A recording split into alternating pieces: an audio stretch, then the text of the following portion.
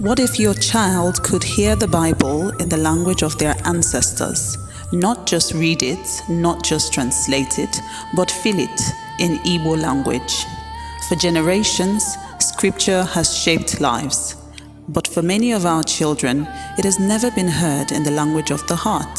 Today, that changes. I'm Ngozi and I'm launching something that has never existed before.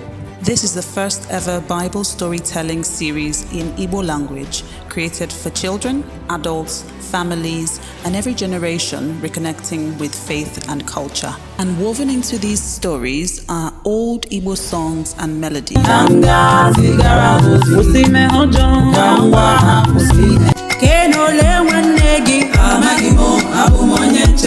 With Jericho,